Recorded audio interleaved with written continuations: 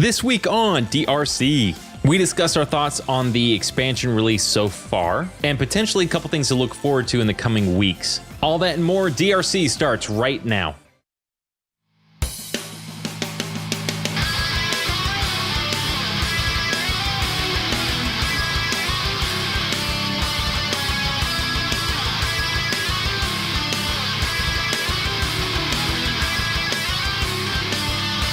You're listening to the Death Rattle Crew, a Hearthstone podcast.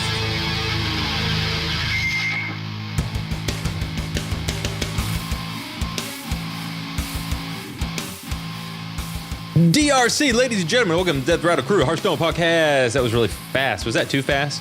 That was way too fast. Okay. A Hearthstone podcast. You sound like you're like doing a racing marathon with that speed and that precision. Yes. Yeah. The right dog comes out of the left field. Oh my god, he's gonna go and then just keep going. And he wins. Slice of cheese wins the race.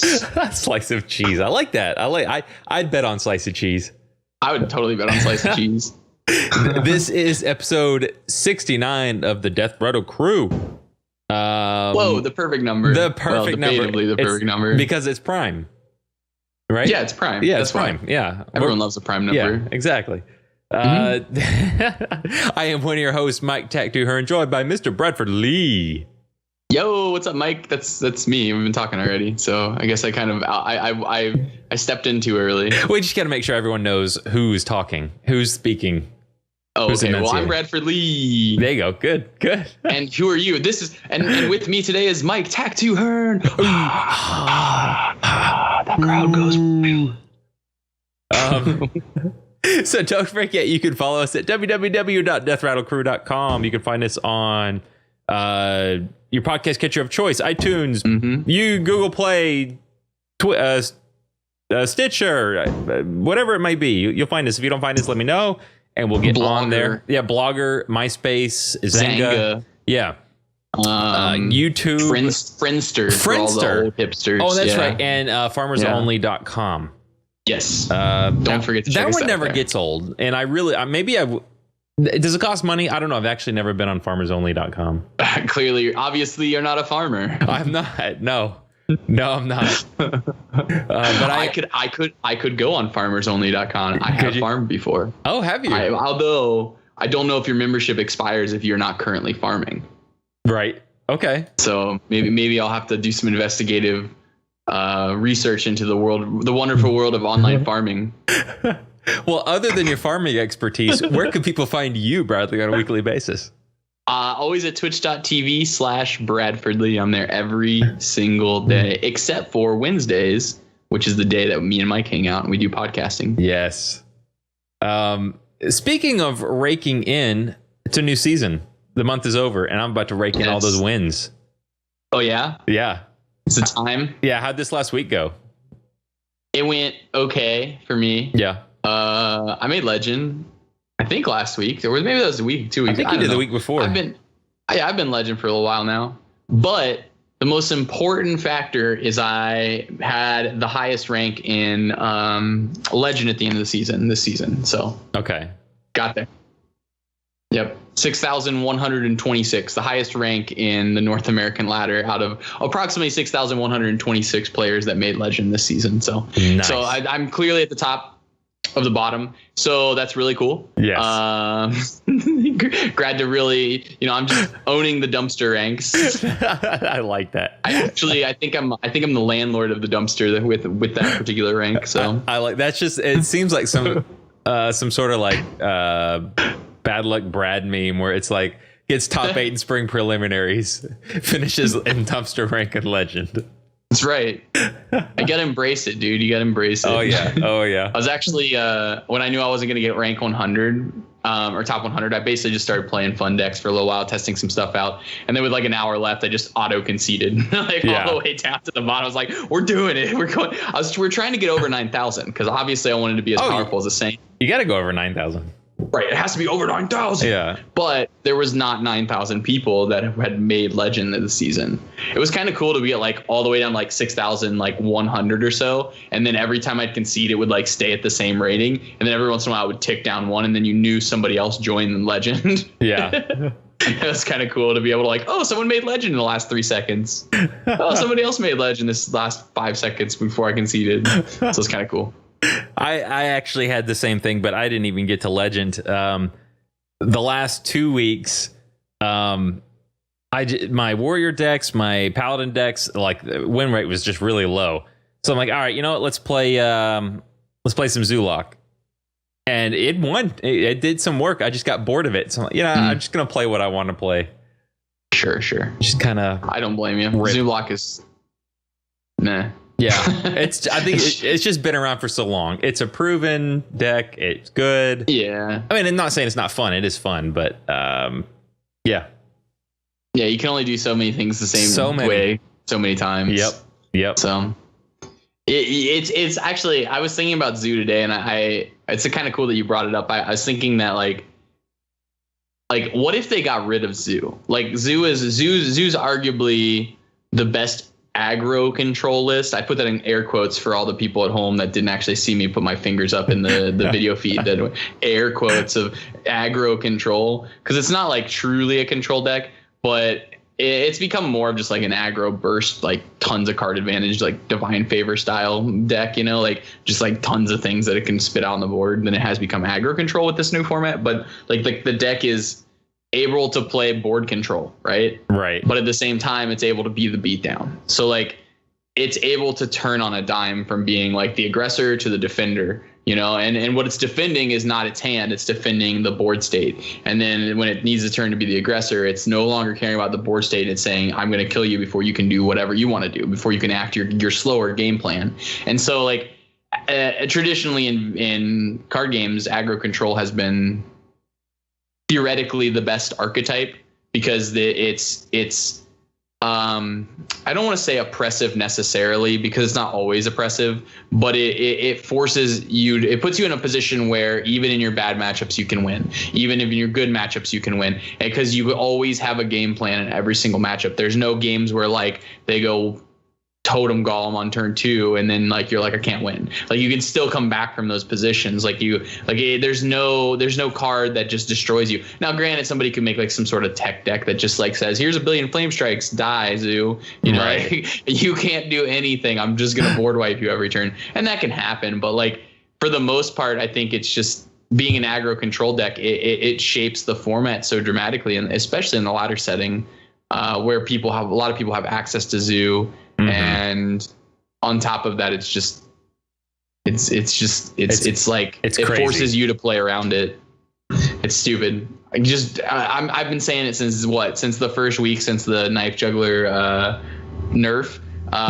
They need to actually nerf Knife Juggler if they really expect that to not be an oppressive card. So, and RNGesus got nerfed a little bit with this set, but not enough. Yeah, we need Knife Juggler to just die, turn into an 0-1. So you don't think we had enough? No, not with Knife Juggler. Not with Knife Juggler. Knife Juggler's just, I mean, I understand why it's in the deck, because like it allows the deck to catch up in the mirror matches, and that's good, because otherwise you don't really have dynamic mirror matches, especially if, let's say, Zoo becomes the best deck, which it arguably is one of the best decks. It might even be the best deck. But it seems like, let's say, for instance, Zoo is the best deck and every other deck is beating the Zoo deck. Like if that's their strategy, like to have a good matchup against it, I think it's just one of these circumstances where it just, I don't know. I don't really want to talk about Zoo. I can't stand the deck. I've just lost my train of thought because I just don't care about it at all. I'm like purposely trying to make myself not think about it. It's just, I don't know. Zoo is Zoo. Yeah. They need to get rid of Knife Juggler because the power to catch up is too strong from Knife Juggler. But more importantly, when you're ahead, Knife Juggler just punishes people for faking proactive plays, like developing a big taunt, and then they're like, Knife Juggler Forbidden Ritual, take 3 to your dude, and then I will kill it, and then power overwhelming you for 10, you're dead. Like it really punishes you. Like for instance, like earlier this week, I had 2 minions on board. My opponent played a Knife Juggler, played Abusive Sergeant, and then played like another Abusive Sergeant. And the only way I died if both Knife Jugglers hit my face. And so it's like, oh, both Knife Jugglers hit my face naturally, so I die. And so that's frustrating. But like that one's less frustrating than the fact that Knife Juggler I couldn't get off the board. Like it had already juggled me for like 4 turns. Like there was nothing I could do. So I just literally lost to a 2-drop that because I didn't have removal, because there isn't really that many great removal spells in every single deck. Instead, you're the deck that has just more threat density and just the most efficient, best threats, i.e. Knife Juggler, gets the advantage. I'm just pissed at that card. So do you increase the cost? No, you don't, because you want Zoo to be able to play it. However, you don't want the card to have any level of resiliency. You don't want the card to be able to make proactive trades. In fact, I think you reduce the cost of the card and make it a 0/1. Like basically all it does is juggle, or you make it a 0/2 for 2, or maybe a 0/3 for 3. Because the idea here, the problem here is that its ability is its threat density, and that should be its threat density. You could make it a 1/2, and it probably is a little bit better. But at a 2/2, it can still trade effectively in the mid game. Like you can use a juggle hit and then be like, okay, kill it, with my Knife Juggler. So the Knife Juggler is it's bad. Bad design. If you really wanted to nerf it, just kick it out of the game. Just print something else. Like there are ways to make.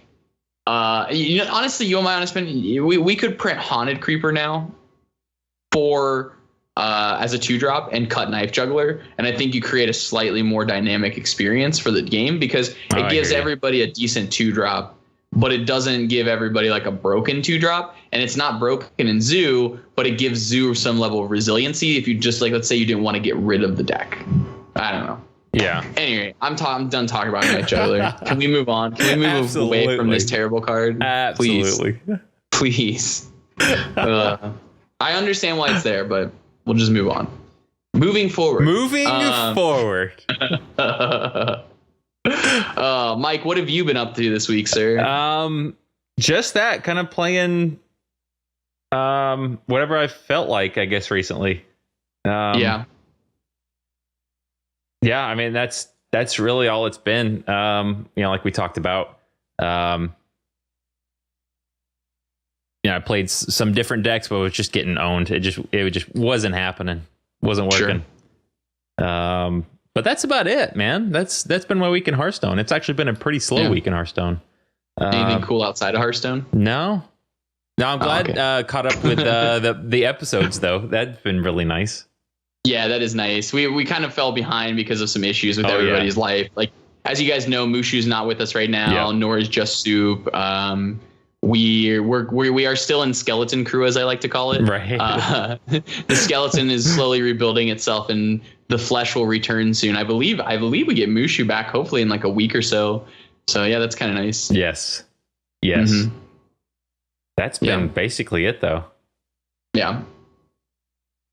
Sounds like a boring week. Oh, I know, right? Yeah.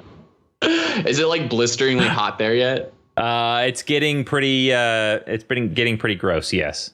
Yeah. It's like starting to get warm here to the point where it's like, it's not gross here because it's like super dry, so you don't get like sweaty. Like I took you don't take like a humidity shower where you take a shower and then hop back out of the shower and you're like soaking wet from like sweat. Yeah, that's here definitely. Yeah, I know that's like the worst. Yeah. But yeah, we don't have that as much as we just have like, it's just gotten to the point now where it's just warm always. Like not during like the evenings necessarily. It still gets down to like 40 at night here. It gets pretty cool. But like the daytime is always like 75 now or sunny, which is great. So I mean, I'm loving it, but I'm sure that down in Atlanta, it's terrible. Yeah. I guess we've been, I think we hit 90 the other day, but that's been about it. Jeez. Yeah. That's really too hot for me. I'm too redheaded for that. Right. I can't live here or live there. All right. Well, that's the intro. Let's get to the outro. No, I'm kidding. Let's get to the outro. And we're done with the episode. It was going to be a fast episode. Yeah. See you later. We'll be right back with Meta Enemy. DRC would like to thank Brainiacs for their support of this podcast. If you have a tech idea for improving your business's workflow, Brainiacs can provide a turnkey solution to specifically fit your needs. You can contact them at www.brainiux.com.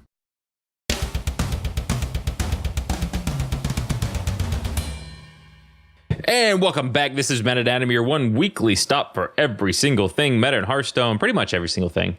I'm Tech2, joined by Bradford Lee. So we have a couple things to talk about. What's the deal? What's the deal? What's the deal with tournaments? Yes. So I want to try to, especially because I'm going to be getting into the tournament mindset for the Hearthstone Championships coming up in like a month for me.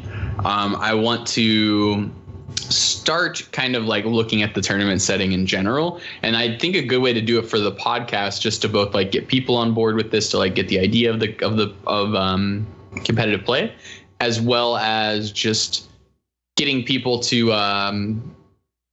get a better perspective of their own.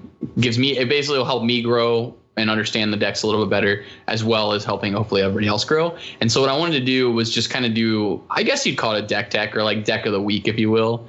But just basically just like the go-to de facto decks, like the decks that we're going to see is what I want to go over, because these are decks that like anyone who plays in the tournament setting will run into or will play themselves, because they're just very consistent decks that maybe have like one bad matchup. So a great example is Freeze Mage, because again, it has like, like its one bad matchup is either aggro shaman or like hard control warrior. And if you can ban the warrior or ban the shaman one way or the other, you can generally set up a good Freeze Mage that has a very solid lineup against like things like Zoo, and it punishes other decks that potentially you might see in the tournament setting. And then there's other decks that on top of that would be good to talk about, like Tempo Warrior, because they're going to be staples in the tournament setting. Maybe like Reno Lock as well, or like Zoo as well, depending on the lineups and such. But basically what I'm going to do is I'm just going to every single week for the next couple weeks just kind of go over a deck list each time and discuss that deck list basically, and where we think that deck list is, what that deck list does conceptually, not necessarily what it does in the game. And so people can get a perspective on certain decks. And so I figured we might as well start with one of the decks that seems to elude a lot of players, and they choose not to play because they're afraid either that they don't know how to play the deck, or it's something that isn't necessarily going to be the best because they think there's a skill cap to this deck. So that deck is Miracle Rogue.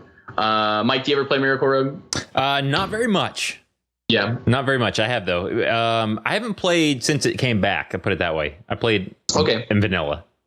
So it is very similar to like Miracle Rogue lists of the past. In fact, the link that I shared with Mike was a list from December of 2015. So this was like League of Explorers time frame.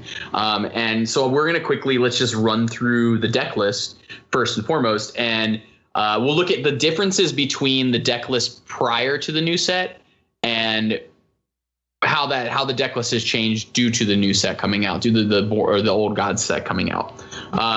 So right now I'm just going to quickly run through it. So basically we're going to talk about the cold hard staples, right? We've got like backstabs, preparations, like your free spells, because you're trying to get some advantage with the key card in the whole deck, which is Gadgets and Auctioneer, which we'll get to in a minute. So you have backstab, so your removal, your preparation, which makes other things cheaper. This older list was running 2 Cold Bloods, 1 Conceal, 1 Deadly Poison, 2 Eviscerates, 2 Saps, 2 Shivs, Edwin Van Cleave, Fan of Knives, SI7 Agents ×2. Like all these cards are in the one that we see today, and they're all in the one that we saw in the past. Additionally, they're still running Blood Mage, Thalnos, Earthen Ring, Farseer, Azure Drake, Leroy Jenkins, and the 2 Gadgets and Auctioneers. So like there's a lot of similarities here. Really the only differences of this list that I'm looking at right now as compared to a list from like Old Gods is we don't have Blade Flurry anymore. Like they would you get a cut Blade Flurry, and additionally maybe there's one other card in here that was not played. Oh, Shadow Step. This list is running Shadow Step to try and get like multiple Leroys in one turn. But like that's gone. like that plan is basically gone. We're there today. We've thrown the Shadow Steps out the window. There is no more need for Blade Flurry. Maybe you play Blade Flurry if you want to, but generally that's not needed. So nowadays the list is just really, really tuned to exactly what pieces are available to you. So I'm going to go back through those cards that are attuned to every single list. Like that's to say that these 27, 26 cards make this deck every single time. Like it's a deck list that is so tight that you can't in any way, shape, or form take these 26 cards out of your deck. And if you do, it's probably a mistake unless if it's a very niche circumstance, right? So let's run through those 26 cards that make up the core of this deck. You have your 2 backstabs. Again, that's the free spell that does 2 damage to any minion that has not taken damage yet. You've got your preparations. That's, you know, your two preparations. They're 0 mana spells. You're going to have your 2 cold bloods, which are basically, you know, they give you +2 attack for 1 mana or +4 if you use combo already. So there's 2 cold bloods to almost always. You're going to run almost always at least 1 deadly poison because it's just nice, cheap removal. It's nice to have that have access to you. You're always going to run at least 2 eviscerates because the card is just the best piece of removal. It also bursts to face and it only costs 2 mana. So being for 2 mana and doing 4 damage, pretty darn strong in the mid to late game and can really be utilized very effectively with your free spells like backstabs and preparations and even the coin that you can sometimes get. Additionally, you're going to see like the 2 saps are always going to be there. Like 2 saps are always in that deck list because sap gives you such a tempo swing. Since this deck can operate a lot of times from behind, it utilizes the sap to catch itself back up. You also have Edwin Van Cleave, which is one of your win conditions. That will always be in the list. In my opinion, you should always be running 1 Edwin Van Cleave, especially these days. Then you have, especially when there are like silence effects floating around, Edwin got a lot more powerful. And then you're going to always have like 2 Phantom Knives because the most important about the Phantom Knives is they draw you another card. And then on top of that, they're very powerful with preparation because you can preparation Phantom Knives and play something like Azure Drake, which we'll talk about in a second. Then you're going to have your 2 SI7 agents always, right? So this is 16 of our cards now. 2 SI7 agents, just more removal. It's a dude at 3 mana. It's kind of nice. Then you have your 2 Azure Drakes. You're always going to be running 2 Azure Drakes, right? You want 2 Azure Drakes because it draws you a card, which is the most important factor. It makes your Phantom Knives better, and it makes your Eviscerate better, and your backstabs better. So it just gives you a lot of synergy with the deck. And when you have free spells that do damage, Azure Drake is just so powerful. Then you have your 2 Gadgets and Auctioneers, and these Gadgets and Auctioneers are the core of the entire deck. Then you also have your 2 the 5/4. I can't think of the name of it. It's not on this list because it wasn't used in the list that I'm looking at. But the 5/4. Let me just pull up the deck list real quick that I'm using. Tomb Pillagers. Yeah. Tomb Pillagers.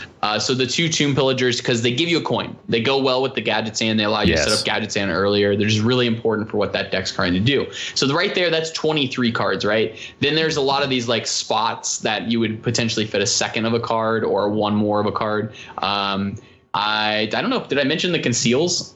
I don't think I mentioned the Conceals. I don't think so. Anyway, then you also have 2 Conceals, which gives your stealth to the Gadget's Hand, so you can set up those broken turns where you can draw through your whole deck, which we'll get to eventually as well. And then so that's 25 cards. That's like your core 25 or so. And then you got a couple one-ofs. Like you got a 1 of Shadow Strike you can run, a 1 of Earth and Ring Farseer that you can run. And like I like to run a 1 of Zero Poison Mine just because it gives redundancy to the deck.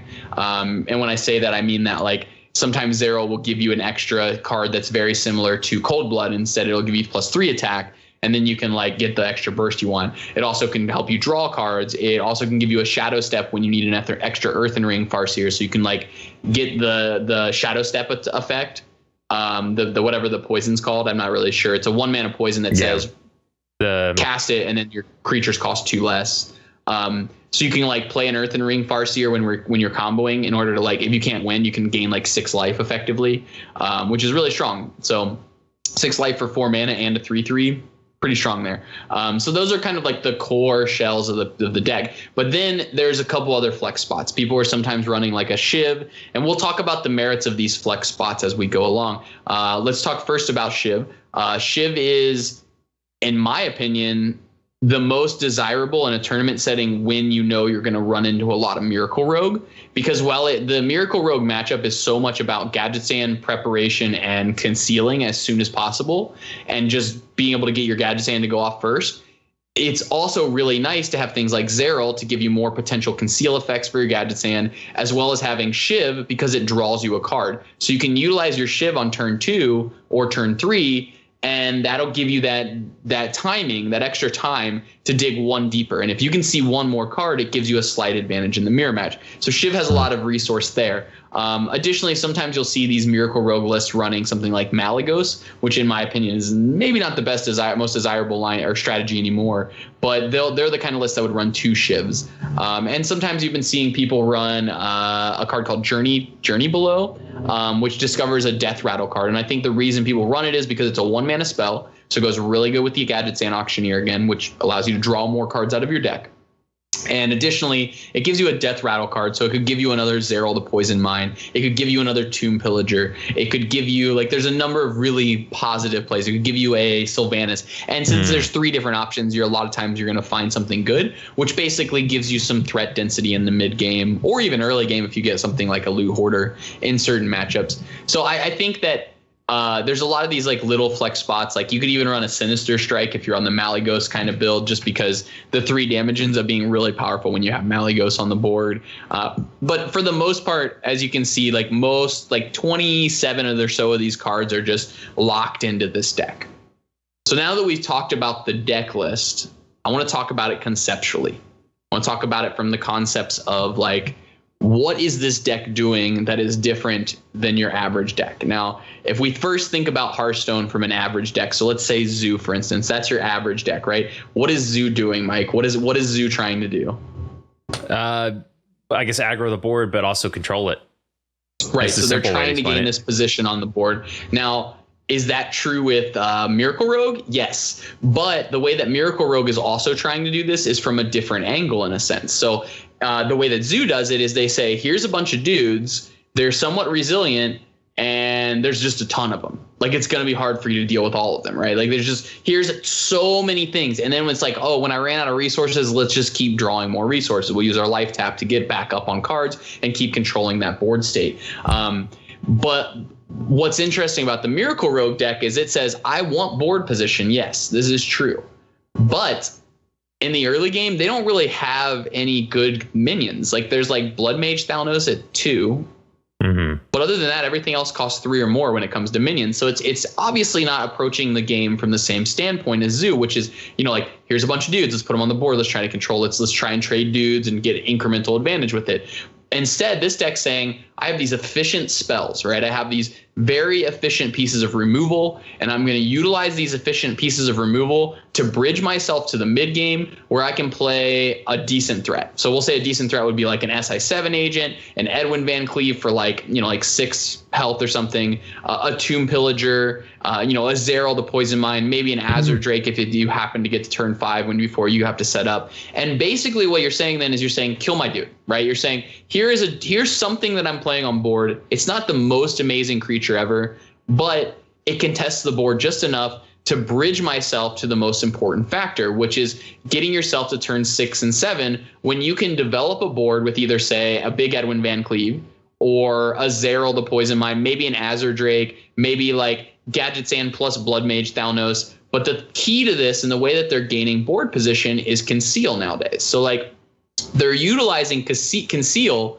not for its ability to like protect your threat. It is there to protect your Gadget Sand specifically, but there's going to be times when you're just like, I'm playing in Zoo. They have 10 points of damage on the board, right? They can hit me for 10, but the key here is if I cast Conceal, I can guarantee to have the initiative on the next turn. And having the initiative on the next turn allows you to be the one that are making proactive attacks. And when Zoo has a bunch of 2/2s on the board and you've placed like 2 SI7s on the board and killed 2 things and then cast Conceal, all of a sudden you now have 2 3/3s on the board, and they've had a bunch of like little 2/2s and 1/3s and stuff. And so you can make these really proactive trades that are very positive for you, because you can be like, okay, run one of my 3/3s into your 1/3, use my hero power to kill your 2/1, attack your 2/2, and, you know, like maybe kill something else or develop or re-equip or something, you know, and you say go. And then at that point, now you've had to give up that turn where you're going to take like the 8 or 9 damage that they had on board, but then you get a clear for most of the board. And that means that at that point, the next turn, they have to, instead of being proactive,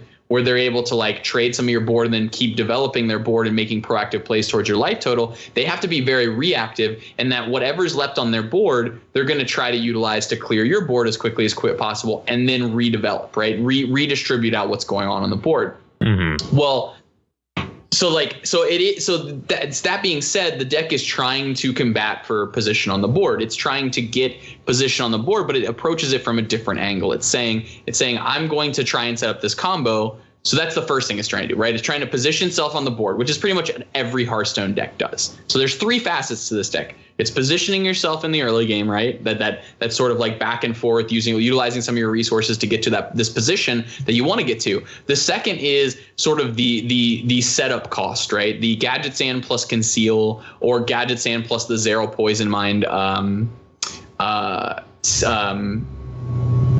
What is it called? The poison, right. The toxin. There we go. The Zero the Poison Mind toxin that either gives stealth or maybe even the Shadow Step one if you just want to bounce the Gadget Sand back to your hand and just to reload the next turn the board up. And now that doesn't sound too strong at first, but the biggest thing here with the Gadget Sand is, since you have all of your spells are the cheap cards and all of your minions are the expensive cards, a lot of times if you can go Gadget Sand, Conceal, go, you can untap and you can do some of these more obscure and bonkers kinds of things. For instance, again, I mentioned one earlier. It's the Zero Poison Mind plus Earthen Ring combo, and it's the reason why I think you should always be playing Earthen Ring when you play Zero. And that allows you to set up this kind of crazy, weird thing where, like, the Zero dies. Say you get 2 Shadow Step type of toxins. You can go Earthen Ring Farseer, bounce it back, Earthen Ring Farseer, and while you're casting these toxins at the same time, the Gadget Sand's drawing you cards, so it's replenishing your hand at the same time. So you may not have developed a massive board, but what you've effectively done is you've gained 9 life with the Earthen Ring and the double, toxin that bounces it back, which I've done that many times. That's really powerful play. And sometimes if you're even really lucky, you can get like an SI7 to go with it as well if you don't need the life total, and just start shotgunning their dudes. Be like, this one takes 2, this one takes 2, this one takes 2. Okay, Fan of Knives, and then just clear their whole board. So now that does seem very convoluted and hard to set up, but the key here is concealing your Gadget Sand allows you to set up your draw effect. I think of in Magic like things like Pyromancer's Ascension, for anyone who plays Magic the Gathering, as a card that's similar to Gadget Sand Auctioneer in that it develops your turn and allows you to set up for something much more powerful in the long term.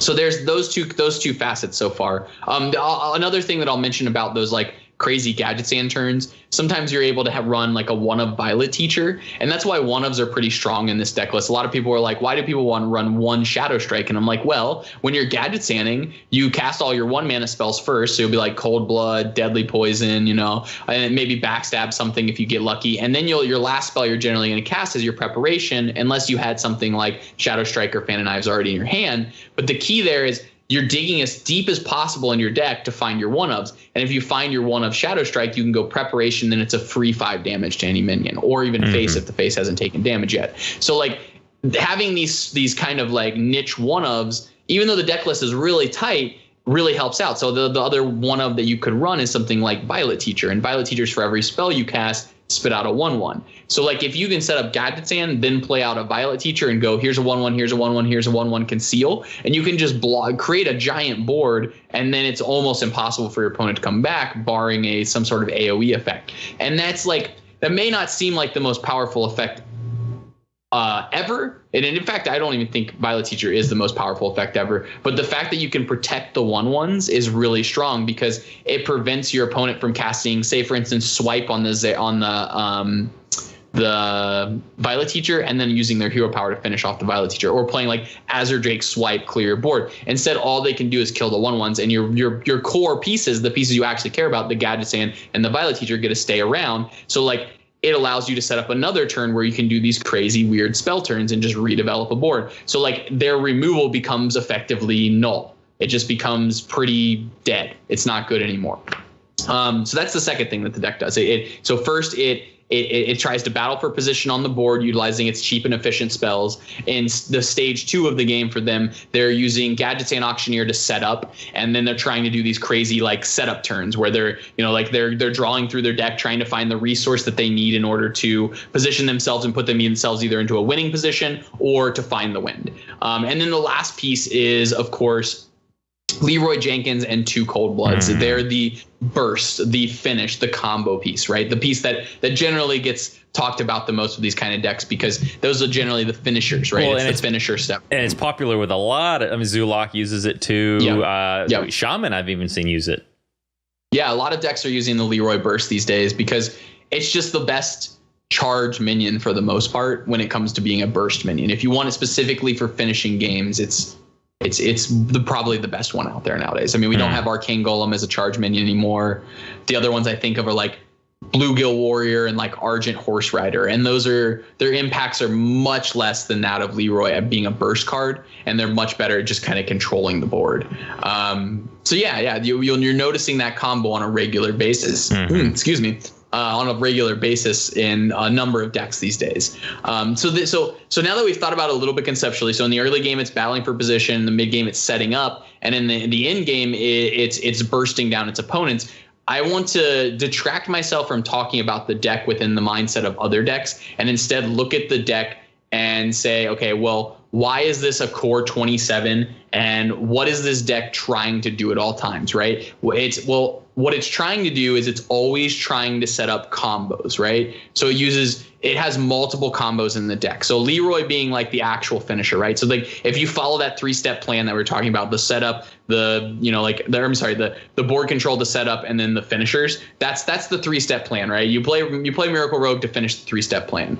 But if you instead say you find like preparation, backstab, Fan of Knives, Edwin Van Cleve, and that's like your opening hand or something, you can instead say, screw it, we're going all in on Edwin Van Cleve. And now that doesn't sound strong, but on turn 3, if you play a 12-12 or a 14-14 and you say go, it's really hard for anybody to beat that. In fact, I've had that happen before, and the only time I've ever lost to it was my opponent casting Raven Idol and finding Naturalize, because I had committed so much to the Edwin Van Cleve that even though he naturalized and gave me 2 cards with the naturalize because it says destroy target minion for 1 mana, but your opponent draws 2 cards, even though I drew those 2 cards, the key there was I'd expunged about 6 resources into Edwin Van Cleve. Like I had just said, okay, we have a cleave hand, let's cleave him, let's do this. And so you just make a giant Edwin Van Cleve. And that's a little bit of a sketchy line, but that's why 2 Conceals are really strong in this kind of deck. And another reason why Zero's really strong in this deck, because you can get that Edwin and all you got to do connect twice, and it generally wins the game.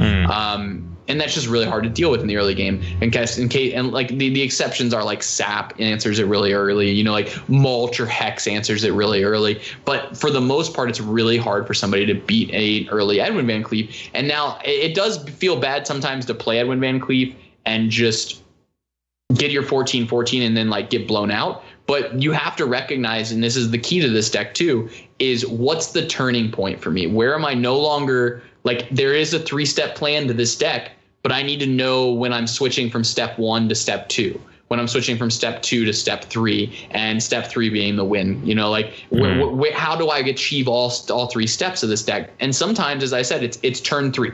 Sometimes you're going, okay, the way that I control the board and the way that I set up is literally the exact same turn. Because since you have all these free spells, you can say, okay, I'm going to control the board on turn 3 by going backstab, preparation, eviscerate, kill your 2 dudes, right? And then from there, I'm going to cast my Edwin Van Cleve. And then all of a sudden, you've gone from that stabilize, control the board kind of stage directly to that setup like combo stage, because you've Edwin on turn 3 and now you have an 8-8, and so you've already comboed. Your combo was make an 8-8 or whatever, or make a 10-10, make a 12-12, whatever it may be. So that's step 2, and then you're currently enacting step 3, which is what's my win condition? Well, right now Edwin is my win condition. Hit you for 10. Hit you for 10, hit you for 10. Like just kill them before turn 5. That's one way to reach those 3 steps. So like the whole entire idea of this deck, and a lot, this is true with some decks, but this deck approach is a little bit different than others. So that's why I like focusing on this, but is to reach all 3 steps to actually get to that end goal.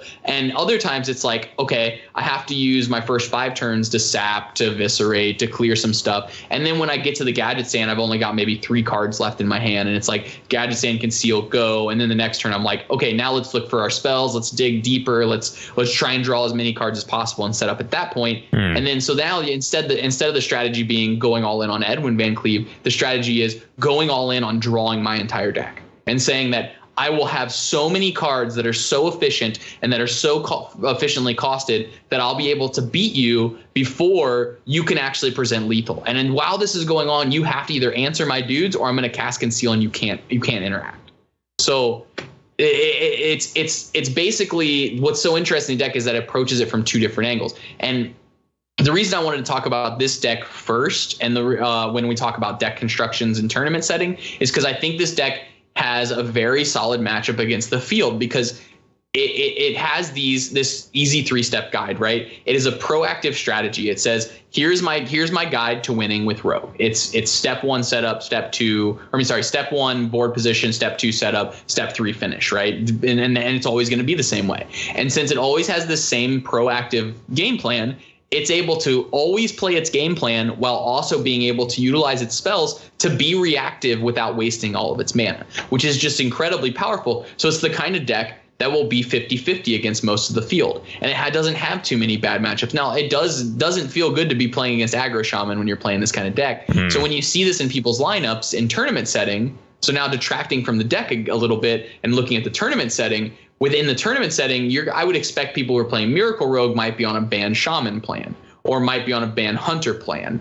Although it can race Hunter, it can race Shaman. It still has game against these matchups, but it's these super aggressive decks that sometimes it can't keep up with.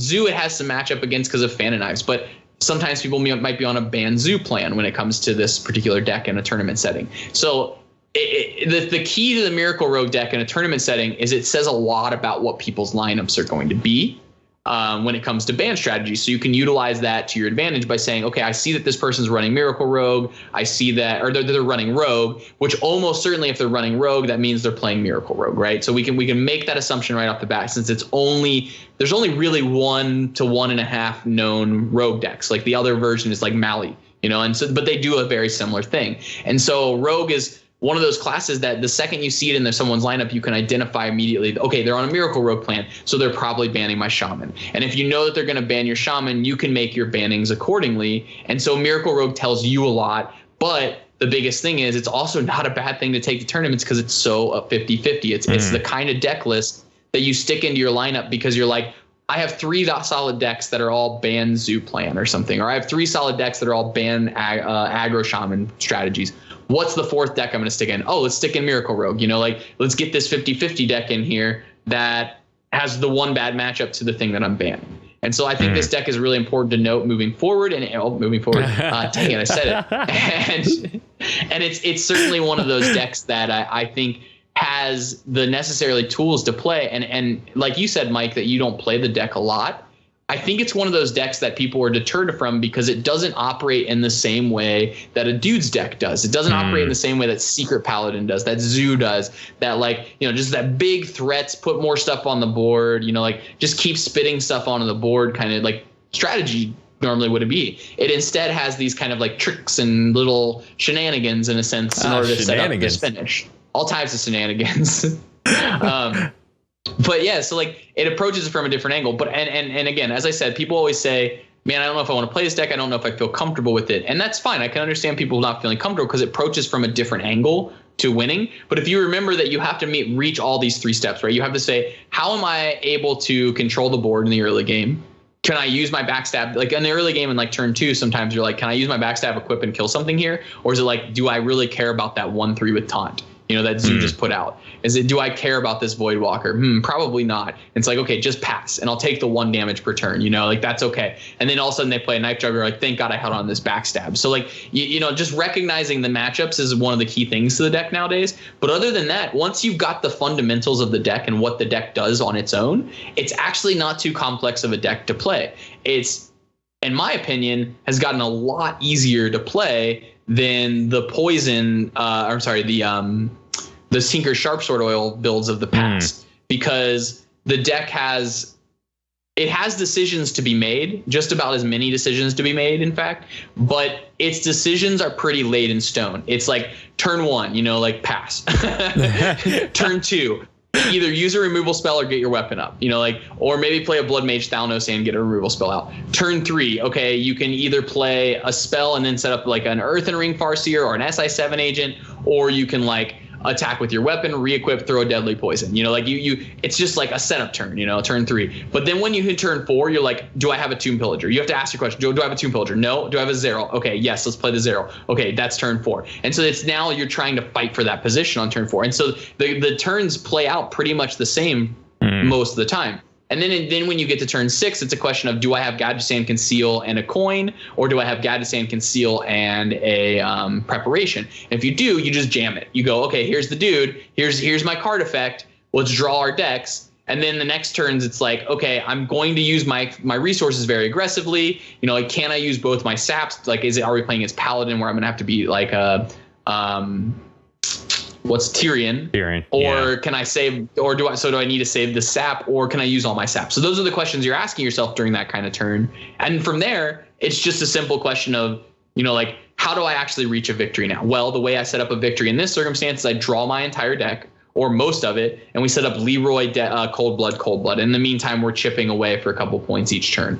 Or maybe we have the Gadgetzan on board and we have double Cold Blood in hand already, and we can be like, all right, we're going to go Cold Blood on the Gadgetzan, get in for 12, then cast Conceal and win the game. So like, it's not very hard to set up.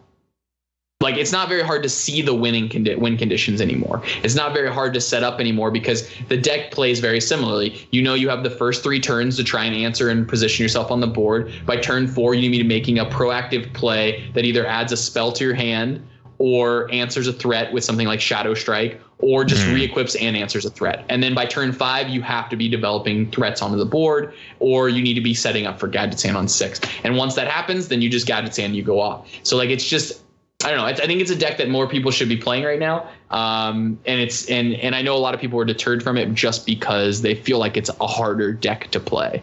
Well, I don't actually think it's that much. So yeah, so that's the first deck I wanted to talk about this week. Next week, I'll probably talk about, I'm not really sure what I want to talk about next week, but I definitely wanted to make sure we discussed Miracle Rogue first, as I think if you're going to try and get into the tournament setting, it's a great deck to play. As well as it's a great deck to know how to play against, because it affects how other decks build and construct themselves. So for instance, Ragnaros, while Ragnaros is only a 50-50 to hit a concealed minion, having a Ragnaros in your deck gives you more of an edge against potentially Miracle Rogue if your deck struggles against Miracle Rogue. So that's why you're maybe seeing more Ragnaros floating around than you did before. It just gives you the ability to combat the shenanigans that are going on. So yeah. Nice. All right. So that's Miracle Rogue. Yes. We had something else to talk about, and this kind of will bridge into it. We actually had an email this week from Anthony. I'm going to probably mess up last name. Sorrentino. Okay. Anthony says. Thanks for the email, Anthony. Yeah. He says, DRC ladies and gentlemen. I like that. This is Echo Venom. Me being a free-to-play player and starting a new account for the format change, do you think that the format change has helped or hindered new free-to-play players? Thank you. P.S. I could really use that gift card to get the LOE finally. League of Explorers finally. Thanks, Echo Venom. Nice. Yeah, so has it helped or hindered? What do you think? It's a big question, because I think the people that had previously had a collection and were already invested in as a free-to-play player, that is, that they've been a free-to-play player for 6 or more months, we'll say, I think that it did help them, because they're able to sell off some of those cards that you would no longer need for Wild and can focus on just the standard format. Or if they want to just focus on Wild, they can continue to build their Wild collection. So it gave people the ability to dust cards and not feel as bad about it. You know, so like that way they can reinvest into their dust into the new set. And while that's like an eternal battle of like 4-to-1ing yourself, because every time you disenchant something, you only get 1/4 of the amount of the actual value of the card, or approximately that much, depending on the rarity. But like basically it sets you back for sure. But I think that for the most part, this format's not too terrible for it. For those people. But when it comes to newer players, I think they're trying to combat that with they gave like the free Cthulhu packs at the beginning of the set, right? With I think it started with like 3 packs, and then you had another quest to get like 5 more, and then you got like another 5 for just logging in. And that's really nice because it gets people a small start in their collection, so they don't have to waste their money on the common cards, right? They don't, as a free to play player, it feels really bad when you have to make a common card.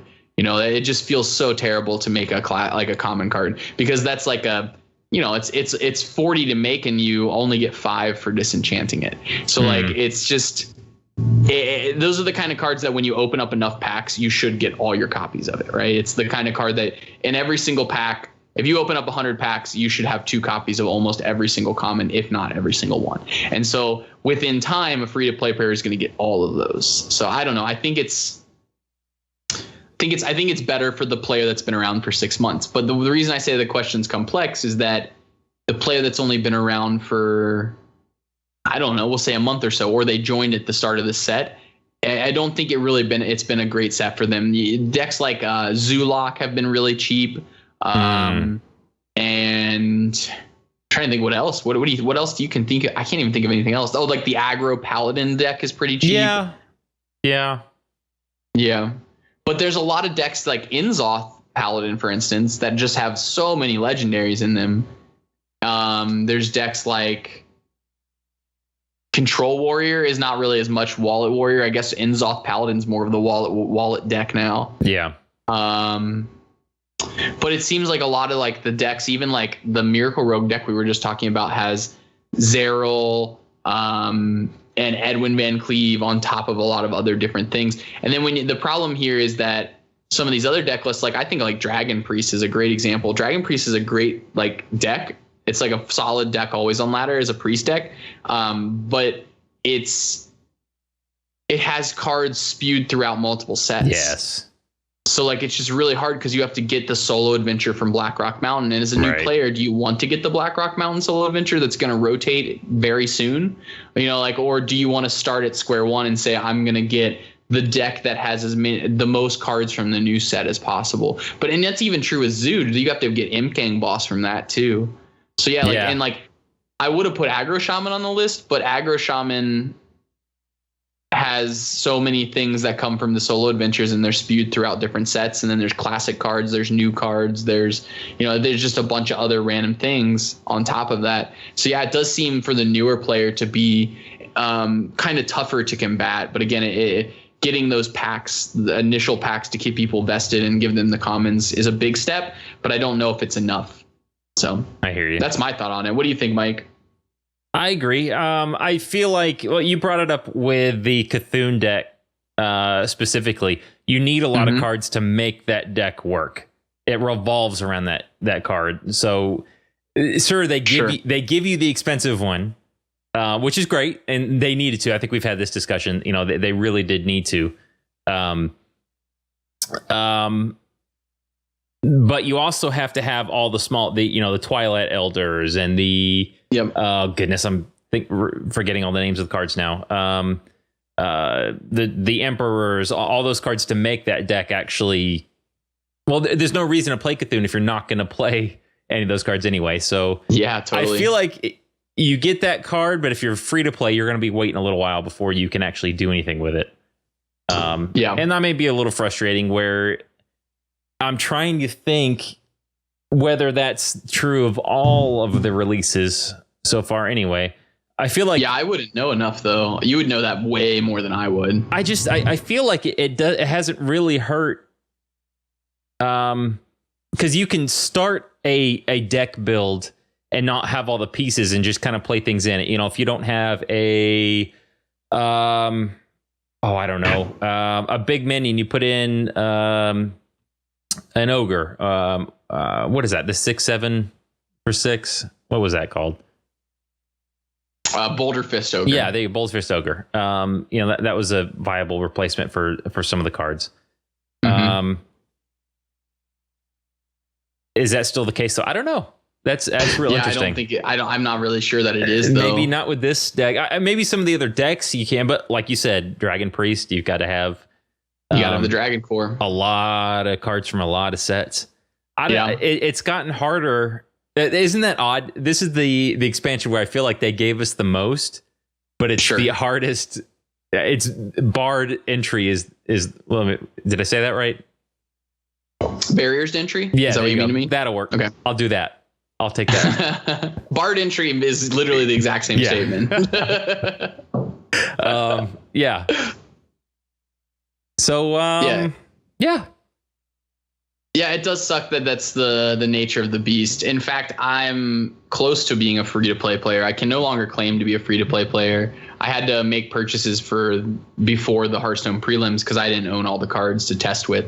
And so I made a purchase of about 25 or 30 packs or something like that. I don't know. Whatever the first bundle is, I think it's like $19.99 or something like that. So I spent $20 on the game just to get my collection big enough so that I could compete in the tournament setting. Yeah, it was 15 packs for $20. So I spent $20 on packs. Mm-hmm. Which is like against maybe not like my moral code. That's maybe not what I'm trying to say. I'd say my video game ethos is, I guess, the way to say this. That's deep.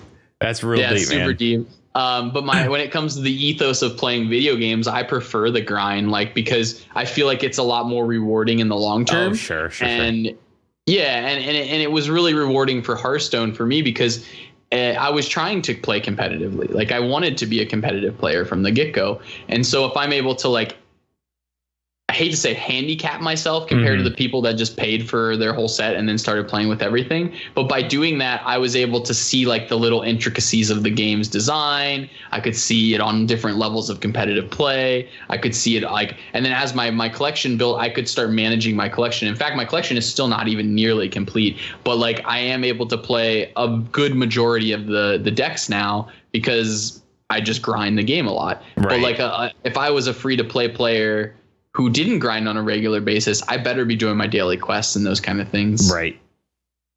Maybe we should talk about that real quick. Okay.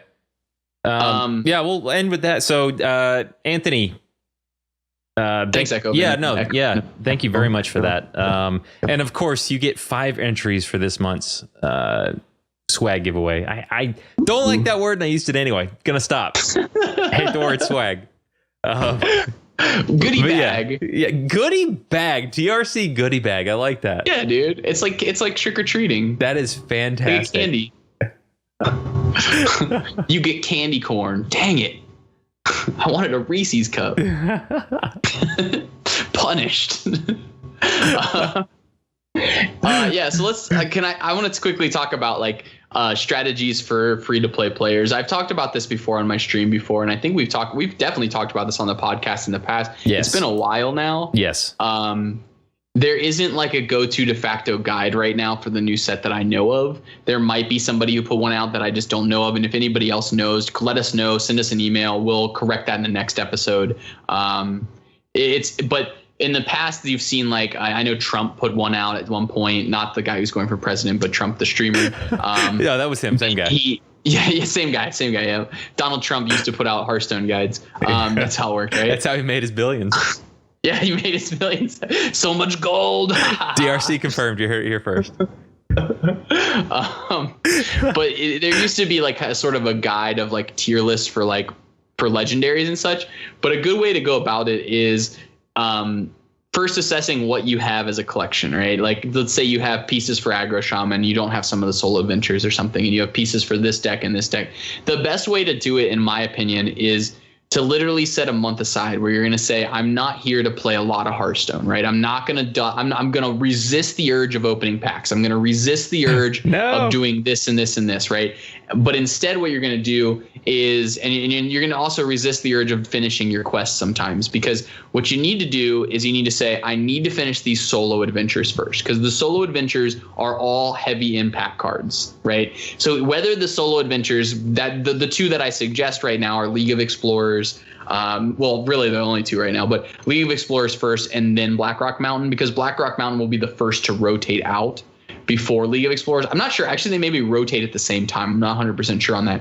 But League of Explorers also has more impactful cards on the game, as for the most part. Yeah. The exceptions being that, like, you could also approach it from a little bit different of a standpoint, which is saying, I need Imp Gang Boss, right? Or something like that. And so you're like, well, let's look at the solo adventures. When do I get Imp Gang Boss? Well, in Blackrock Mountain, I believe it is the like third or fourth section. I'm not 100% sure, but like basically you just keep going until you get the card that you needed, and then you can switch over to the other solo adventure. But finishing those solo adventures is really, really, really powerful, because they'll just immediately give you a huge boost to your collection. The downside to it is, as a free-to-play player, they're very expensive, so it's hard to resist the urge of wasting your gold and buying packs and doing those kind of things, because it's just so much more fun to buy the pack immediately. But I think if your goal is to build a collection as quickly as possible, you want to be saving that gold as much as possible. Secondly, the second step, and this is another thing that everybody can do, just going to your quest log at the bottom left of your screen on Hearthstone, and clicking on your quest log and seeing your daily quest. What I do nowadays is I didn't start this way, but I wish I would have, because I would have more gold in the long term. But what I do is, whenever it's a 40 gold quest, I try not to complete it, unless if I can reroll. Then I reroll it. So what you do is, there's a little X at the top by where your quest is, and you can hit that X and it'll give you a new quest, right? So if it's a 40 gold quest, just hit the quest button, just get rid of it every time. Any of them that are 40 gold, get rid of it, because you can get a 41, you can get 51s, you can get 61s, and you can get 100 gold quests. You can also get Watch a Friend and get a pack, which is effectively 100 gold as well, which is really strong. So being able to re-roll every single day your 40s and 50s is really strong. So as I was saying, though, I always re-roll 40s, and generally I'll re-roll a 50. The only way I won't re-roll a 50 is if I've got 3 quests already lined up in my quest collection. So every single day you need to be doing at least 1 quest to keep yourself below 3. And as I'm looking actually at my collection right now, I have 2 quests ready to go, right? 2 of them are queued up. I'm probably going to finish one because they're both 60s right now, but I'll keep the other one because I always want to keep one backup quest in my log, so that when it goes the next day, I can re-roll the other one and figure out which one I want to complete based on my collection size. Because sometimes, for instance, the collection or the 60s that I have right now, one says Shaman or Warlock win 5 games. The other one is Priest or Warrior win 5 games. And so I may not have a Shaman and Warlock deck put together, and all I have is a Priest and Warrior deck. So you can finish that Priest and Warrior game and then keep sandbagging that Shaman Warlock one that's worth 60 until we get to the next Tavern Brawl or another opportunity to play Warlock or Shaman, and you slowly incrementally get that one. So you're basically just always trying to optimize as much gold as possible. That doesn't mean you're going to get the gold the day that you get the quest, right? You're not always going to complete your quest right off the bat, but eventually you'll get there. But you always want to reroll those 40s and 50s. I think it's really important because that gold does stack out quite a bit. And then lastly, a thing that not everybody can do, but some people can, is grind arena. If you have the extra time frame and you're getting 5 wins, it's considered breaking even, sort of. Like you're losing gold, but you're gaining packs and you're gaining cards, so it's sort of a break-even point. But if you're the kind of arena player that thinks you're talented enough, or you actually are talented enough to reach 7 wins on average, that's when an arena becomes actually profitable, and that's when you can start considering growing your collection through arena. But for the most part, it's just managing that quest log and selling off the right cards and recognizing that like you don't need this golden copy of this card because you need to craft other cards or things like that. So I just think that's an important note for people who don't really who are free to play players that listen to the podcasts and would like to get better at managing their collection. So, yeah. What else do we got, Mikey? What else are we gonna go over? Well, since we're talking about the set itself, do we want to talk about Well, the set itself. How did this release go, you think? I mean, what are we, a month? Has it been a month? Yeah, I think it's been a month. Okay. It's been a little month, yeah. We were talking before the episode started about, I guess, just what we thought about the meta right now and how you feel like it's semi-solved at the moment. Sort of. Yeah, I think we finally reached what I'd call like a mature. We talked about this. Oh man, it's been like 3 months ago now, and we came up with some questions when a mature format is found. Right, like we consider the format to be a defined meta, a mature setting. Right, like it's from here. It's like people are gaining their competitive edge by playing either fringe decks that people don't know or certain tech things based on what the best decks are in the meta. So yeah, I think it's a mature meta. What do you think? I've noticed that as well. I think a lot of people are. Well, I mean, obviously, the simple way is to tell is everyone playing the same thing or same things, same deck list. There's not as much creativity going on at the moment. Let's say that. Maybe that's the best way of saying it. What do you feel? At least on ladder, not tournaments, but. I think that's true. I think everybody just kind of said, "Oh, I've got this deck now," and they're playing it, and that's just been becoming the norm. So right. Well, let's just. So we asked some of these questions when League of Explorers dropped. So let's just go down the list. Sure. How did the release go? So I guess we can talk physically. This is going to be a little different than. Adventures because the adventures are spanned over several weeks. If you at all listen to the show, you know that we weren't happy about how long it took to get to this point. Right. I think the release went really well, though. What do you think? I think it was fine.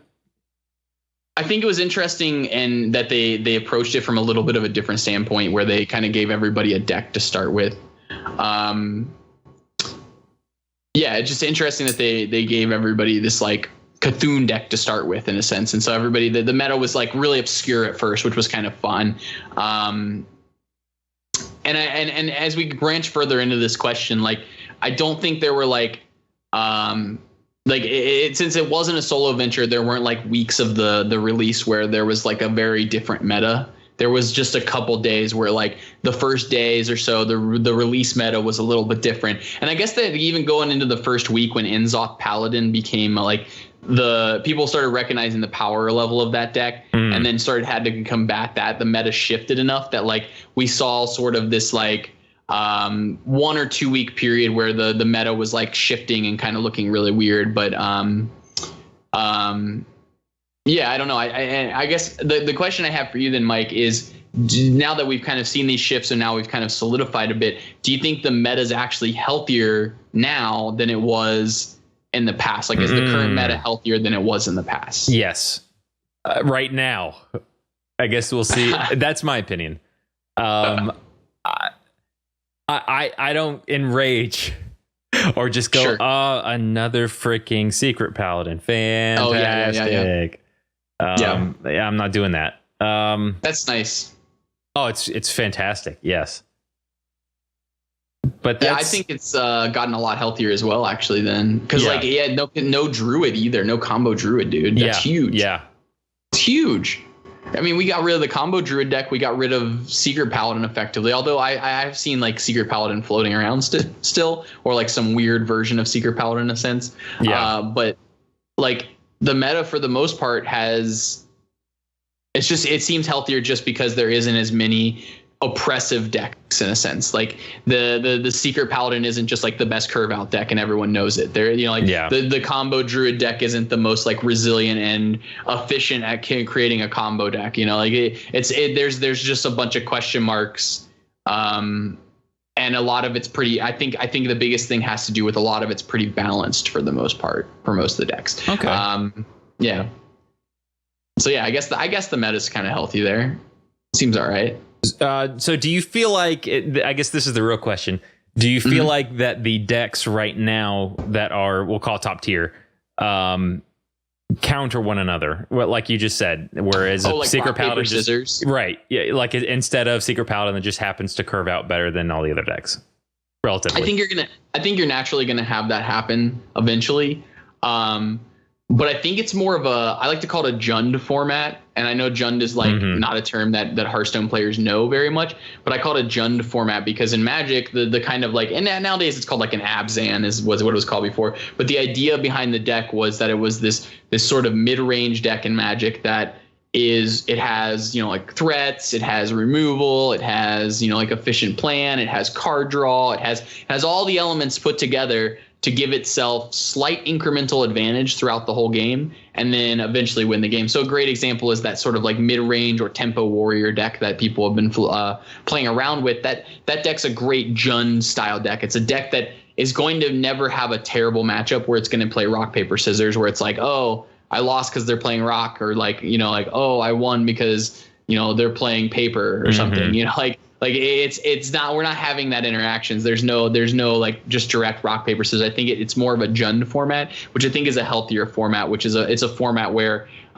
you have a chance against most of the field, but you can just lose because sometimes, like Miracle Rogue has its broken hands, or Zoo just gets too fast out of the gates.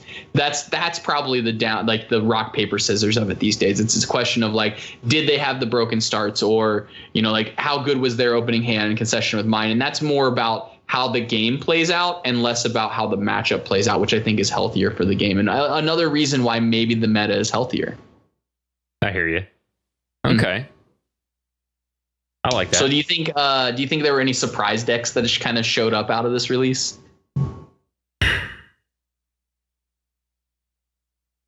Like, what surprised you the most, would you say? Nothing really. I think there were a lot of decks that I kind of like. I felt, that's going to be a thing. That's going to be a thing. Yogg-Saron is going to be a deck, and it's going to be... I knew it was going to be a deck that was going to be infuriating or boring to play against, and that's exactly what that deck is. It is sometimes infuriating to play against. Sometimes it's just, I didn't deserve that win, but whatever, I'll take it. Or it's, oh my God, I cannot believe you beat me with this freaking deck. I don't know. There's really been nothing. I think I would have been surprised if we had more of a control hunter. The closest thing I've seen to control hunter is the Yogg-Saron hunter. With again, like lock and load and stuff like that. Yeah. Again, I think it works just because Yogg-Saron can. It's not the deck and it's not the class that makes that deck work. It's just Yogg-Saron. I think you throw him in any class and you're either going to win or you're going to lose. Right. I don't know. I don't feel like there's an optimal way to play Yogg-Saron deck. Let's just put it that way.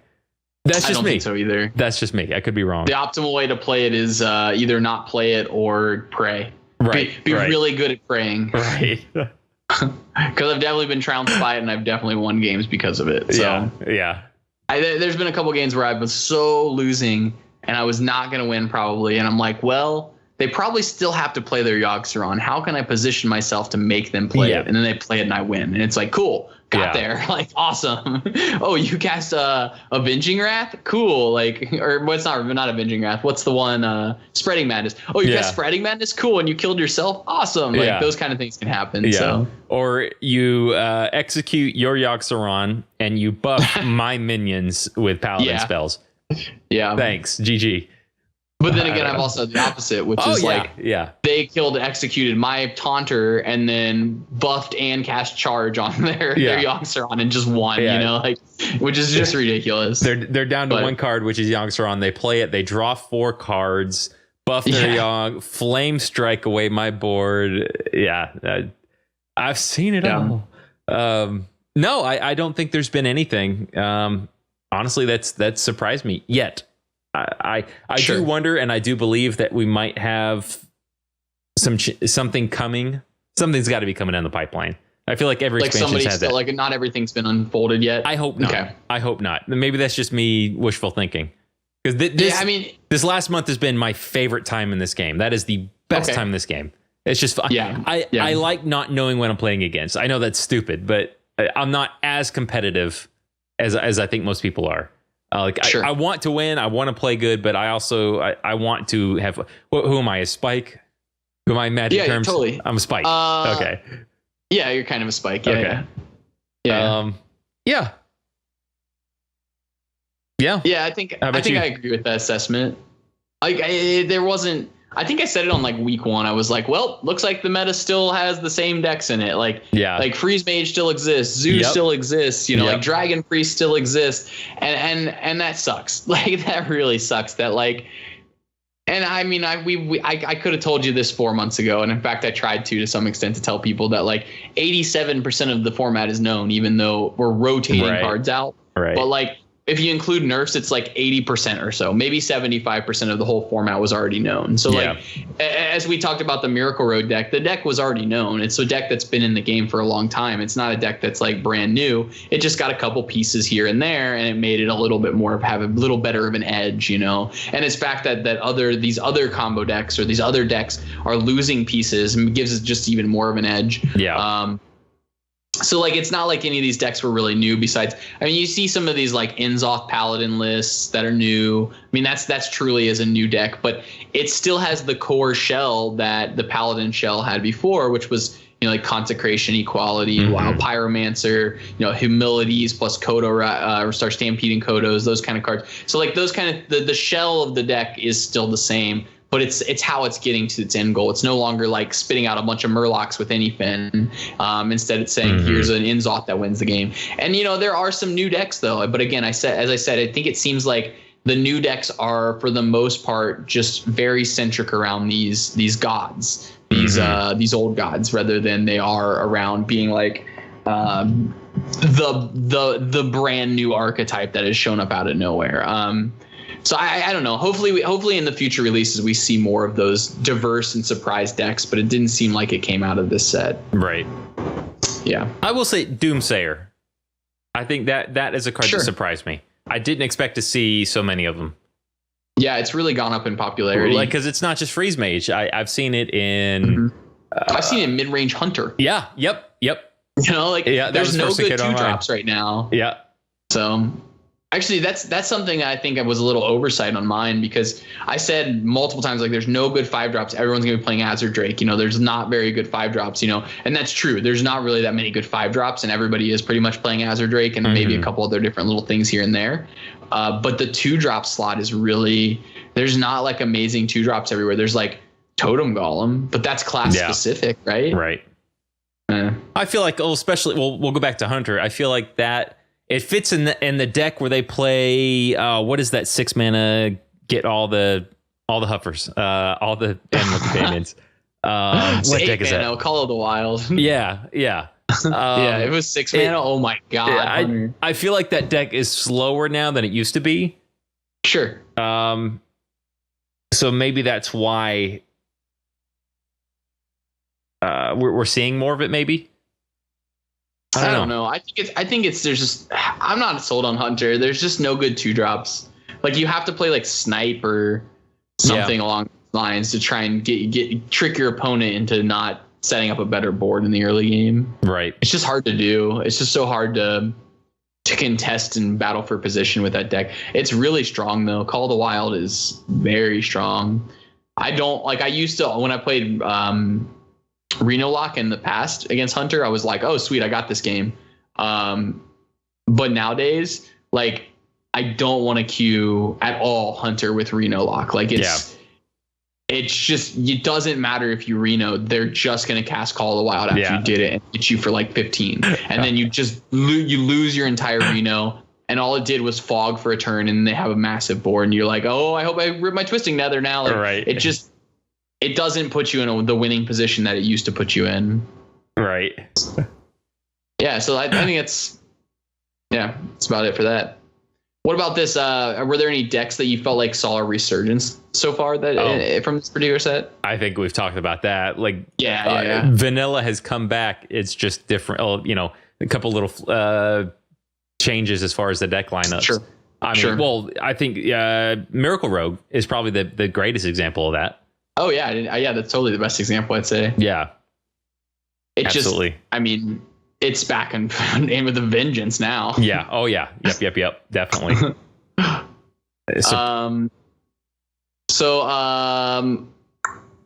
I know that you in the past have favored Dragon Priest, but is there any new deck that you now favor a little bit more?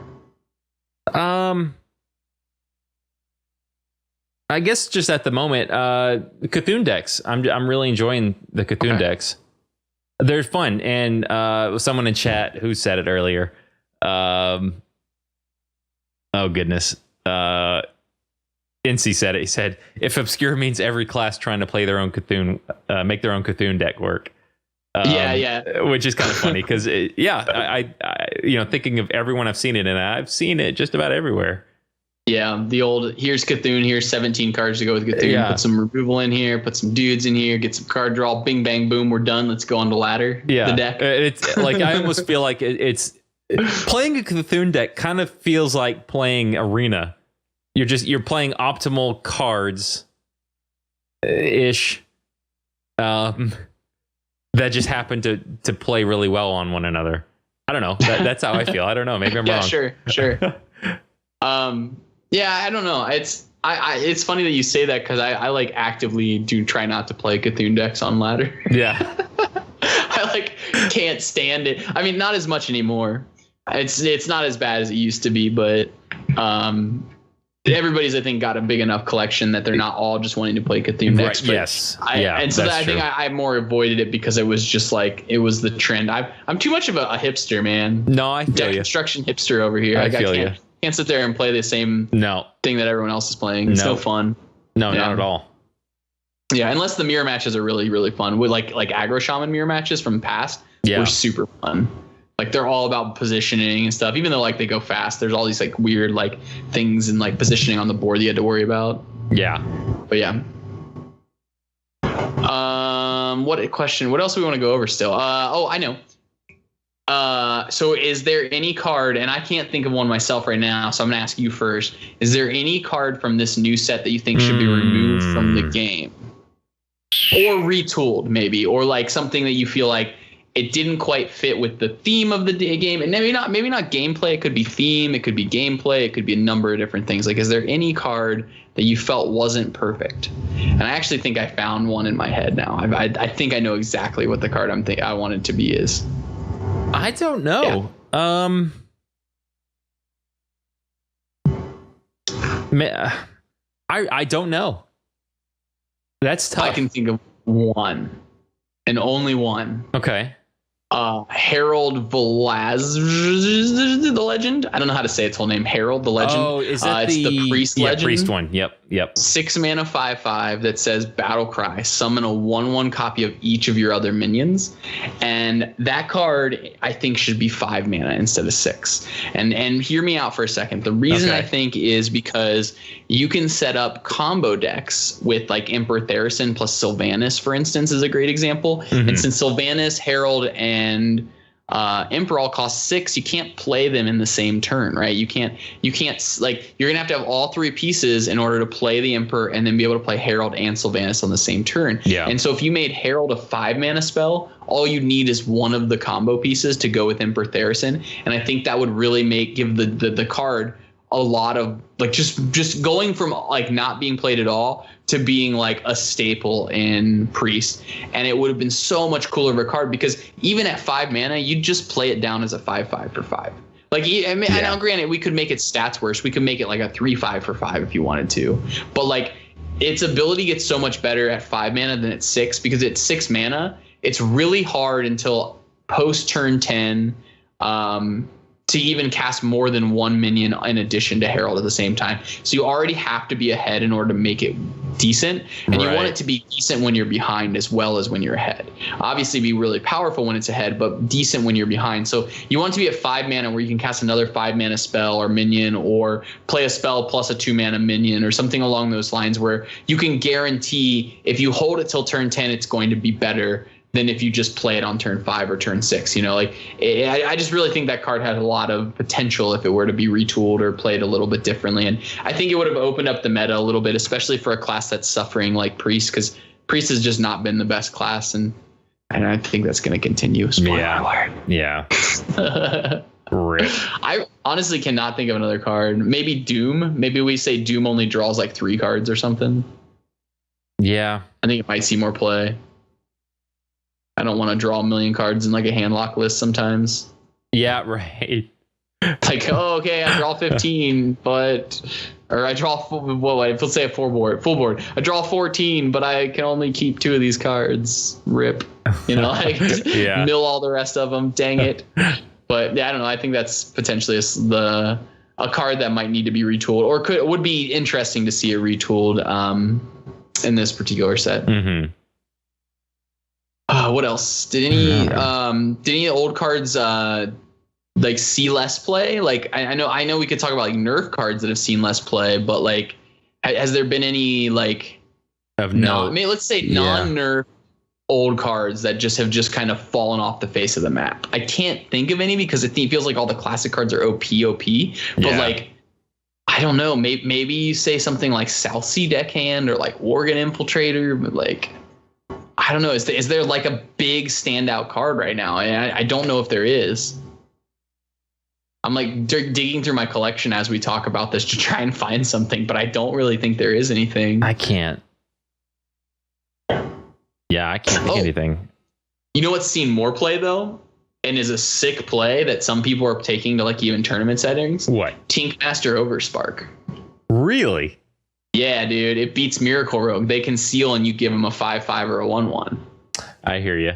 Because a lot of times they only have one thing on the sure. like Control Warrior list that would otherwise struggle against that because it's only out as like Brawl. Right. Can just be like, I can Tinkmaster now. And so it's just like a cheap threat and minion that like you can like answer their threat and just play it out as a 3/3 so that you won't even have the RNGesus side of it. But if you want the RNGesus just because you want to get rid of the more powerful effect, like you would much rather give them a 5/5 than a concealed Gadget Sand on turn 6. Right. Like so much more. Sure. Be like, yep, you can have a 5/5 Devil Sword. It's all you, dude. But Tinkmaster is like one of those really weird cards that I've seen floating in tournament lists because of that. And it's kind of cool to see a resurgence in them for the most part. Yeah. Yeah. I can't think of any older cards though that haven't seen or that are seeing less play that haven't been taken out. That's off the top of my head. Right? I can't. They're just so much more powerful. Yeah. I know one. Mysterious Challenger. Yeah. Ding dong, the witch is dead. And I'm not sorry. That's like I can't think of anything else though. I really can't. Right. It just seems like all those cards are so still all very powerful. Yeah. Except for the ones that got nerfed, obviously. Yeah, can't think of much else. Okay. Arena, did it get better, worse, or no change? Arena? Oh, okay. I'm gonna say it got better. The reason I say that is there are less chance of getting spells, so mage is not as powerful. Yes. Which is a big deal. But I'm also going to say that it got worse in that it got a lot less spells because there's a lot less interactivity and more just about board positioning. Yeah. And so if you lose the early game's board position and you don't have like a spell to catch you back up, sometimes you can never get back into games. So I think it punishes people a little bit more there. But again, it also got better because Warrior got better and like there's more of a desire to play Warrior actually for the first time in a long time, and less of a desire to play some of these other classes. I don't like that Hunter sucks now. I really like Hunter in Arena. I'm such a fan of Hunter in Arena. Are you really? Oh yeah. Really? Love it in Arena. I've taken Hunter to 12 or more wins more than any other class. I'm pretty sure. Really? Yeah. That may not be true. Rogue might be outclassing Hunter just because Rogue's OP. No, honestly, I think it is. I really think that I've got more 12 wins with Hunter than any other class. Wow. Yeah. I'm impressed. Thanks. Face. Me go face. Smoke. Yeah, I don't know. I think that's kind of like the nature of where Hunter is, which kind of sucks. The reason I really like Hunter and Arena is less because it's the best class and more because since I'm a free-to-play player who does get more than about 7 wins per average for his arena runs, I can play the Hunter class and finish arena runs fast. So like if I go 7-3 with a Hunter deck, that's a successful Hunter run because I spent 35 minutes to an hour and did a whole run of arena, rather than with other classes like Mage, where it's like I might get 11 or 12 wins, but I'm going to spend 3 hours to get that. Like the grind is much more with these other decks. And so if I can just get 7 wins in an hour, I can open 3 times as many packs and get through 3 times as many arena runs and get us 3 times as many rewards. And that gives, for a free-to-play player, a better way to build their collection. So that's why I originally started playing Hunter and Arena as so aggressively. But I just really like it. It's just super fun to try and force Face Hunter. Yeah. Where like your picks are like, do you take this 7/8 for 8, or do you take the 1/1 for 1? It's like, all right, let's take the 1/1 for 1. Like, I need another 1 drop. Let's do this. You know, like just like stupidly aggressive or something like that. Like I'll do that. I'll totally do it. I'll be like, I'll take the Leper Gnome. Let's do this. But yeah, that one's kind of fun. I got another question for you. Yeah. What from this set did we not get that we thought we would get? I've called it before. The two sets I wanted. I wanted a set revolving around Divine Shield. That'll probably never happen. That's really crazy. So. Never happen. Not quite as powerful as Death Rattle. Right. Right. We're more powerful than the Divine Shield crew, is what I should say. Yes. That would actually be a great parody episode. The Divine Shield crew, we're like a very civil, well-mannered group of people. Whoa. Are you saying we're not? Slow down. Sorry. We would have to use like 1950s lingo and be like, all right. Like I would be like very like instead of dropping like F-bombs, we would have to be like, oh dang it, or like just and have to be like preppy or something. I don't know. There would just be a funny way to do an alternate reality version of Death Rattle Crew episode. Gosh darn it, Billy. Darn it, Billy. You happen to play that. Oh, shucks. Good game, though. Good game. I am not at all Caparino Angry Reno at you. Not at all. We can be best friends now. Would you like to go get an ice cream sundae? That sounds delicious. That has never happened in a Hearthstone game once. You lie, sir. Okay, ice cream sandwich? Yes, thank you. Okay, fair enough. Yeah, got it. I offer ice cream sandwiches to my opponents every time, actually. Just little known fact. Little known. I think the other one was a troll deck. Not troll as in haha funny, I troll you, but troll as in troll themed, if that makes sense. Okay. And why did you think we might get something like that? Because I want it. Is that good enough reason? Is that enough? That's the best reason. Okay, good. Oh yeah, the chat saying with Canadian accents. That's totally the way we do the Divine Shield crew. Yeah. Oh, I opened the door for you, eh? Hey. Come on in. Oh, thanks, eh? Welcome back to the inn. Oh, you hit me in the ass on the way out. Oh, sorry, eh? Oh, sorry. Now, what's gonna be funny is if our Canadian listeners are like, we don't actually apologize for anything. That's just a stereotype. Yeah, I know. I'm sorry. Actually, I don't know. No, I shouldn't be apologizing. I'm part of the Death crew, not the Divine Shield crew. Jeez. But moving forward. Anyway, moving forward. We talked about this before. Sleeper cards moving forward. I guess we can skip past that question. We've already talked about that. We exhausted that topic. I was thinking like Cho'Gall before, but it's just it still hasn't panned out yet. No. Okay, I want to ask one more question then. Overhyped cards. What was the most overhyped card of this set? What was the Trogzor of this set? Silent Night. No, I'm kidding. Silent Night. Resident Sleeper. Totally. Overhyped. Yeah, overhyped. It's a tough question because I honestly can't think of one. I can't either. I'm sorry to put that on you on the spot for that one. Maybe. I really don't know. I'm gonna be completely honest. I have no idea. Okay. I honestly am not 100% sure either. I'm trying to go through the set right now and like look for a specific card that I feel like is overhyped. The only one I can feel like is like, I think we all thought all of the gods were going to be decent. Like, you know, like they were all like good, but some of the old gods have just been bad. Like, Yasharj hasn't really seen any play. I mean, Yogg-Saron's seen play. Maybe Yogg-Saron is, I don't know, that's still not even overhyped. Oh, Hogger.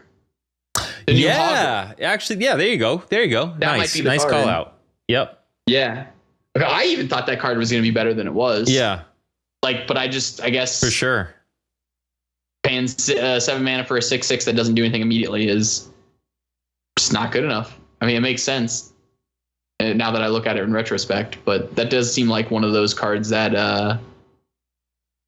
just didn't quite find a home, really. That was a good call. I read a lot on that, heard a lot on that, and it ended up not being. I think we talked about it, and I want to say one of us, didn't believe the hype, but we talked about it potentially having a spot in a warrior deck. Yeah, I thought it was going to be decent in the warrior deck. Yeah. Maybe not amazing, but I thought it was going to be one of those cards that might see some play. So I was definitely not me. I think it was Mushu that was saying that he doesn't think the card was good enough. Okay. So I couldn't remember who it was. Yeah. Yeah, I think it was Mushu who was mentioning that. Another card I think of now that I've been searching through is Eater of Secrets. Everyone was like, "Oh, it kills Secret Paladin." And it's like, yeah, but Secret Paladin kills itself because it loses all of its secrets. So right. Yeah, it's not that great. Well, and the only secrets that we're seeing, I'm seeing a lot less secret in Hunter. Mm-hmm. So yeah, this is another good card. Then Mage is the only other one, but even then, they're only really playing one at a time. You might come across one that has two, and it's Freeze Mage. Maybe, Sure. But that's it. But I don't know. I feel like there are a lot of decks that don't have to worry so much about Freeze Mage. I don't know. Yeah, it's just not there. Those are good calls. Yeah, I completely forgot. I forgot about Secret Eater because I have not seen that played in Standard yet. I've not seen it. I've not seen it played at all, really. No, I've seen it played once on day one. Okay, and that was it. I'm sure, but I remember when that car got spoiled and everyone was like, "Oh my god, right? They did it! They killed it." It's like, no, Secret Paladin killed itself because it's rotating. Well, it's like, rotating, exactly. Yeah, you can't play well, it. This is the same problem we had with Miracle Rogue back in Vanilla, Mm-hmm. and shortly after, because everyone said, "Oh, we finally have some way of dealing with the Auctioneer." We got cards for it, and then they nerfed it, and everyone stopped playing it. Ironically, some of those cards are gone again. There's still ways to deal with it, but what was it? Bomb Lobber was one card in particular. Having a problem with Rogue, put in Bomb Lobber. Of course, that card came, and it wasn't rotating out because it had to. It was rotating out because it just didn't make sense mathematically to play that deck anymore. Sure. Obviously, things have changed, but hey, Bomb Lobber is still not in Standard, right? Bomb Lobber is a GVG. No, it rotated. It was a GVG card. So that's I did like that card. I felt like it was a manageable amount of RNG. Yeah. Oh, sure. Well, especially it was a perfect counter to that deck because, like you said 10 minutes ago, most of the time when you're playing against Miracle Rogue, that's all they have on the board, and it's yeah. I mean, like you might have a Violet Teacher that's got a couple dudes out there. Then it's crap. But most of the time, you can kind of count on it being the only card on the board. Yeah. You reminded me of another card that I think is one that has gained a lot of power since the new set came out. That's a card that's already been around. It's Deadly Shot. Deadly Shot answers also the Miracle Rogue. because it just destroys a random enemy minion, which as a hunter you generally can make the random one be the last minion they have on board. Right. But Deadly Shot has just been growing in my. It's just been a lot of the mid-range hunter lists have been running too. It's just it's a solid piece of removal. It's efficiently cost for the most part, and it gives you game against things like Miracle Rogue, which is really strong to have that access to. Yeah.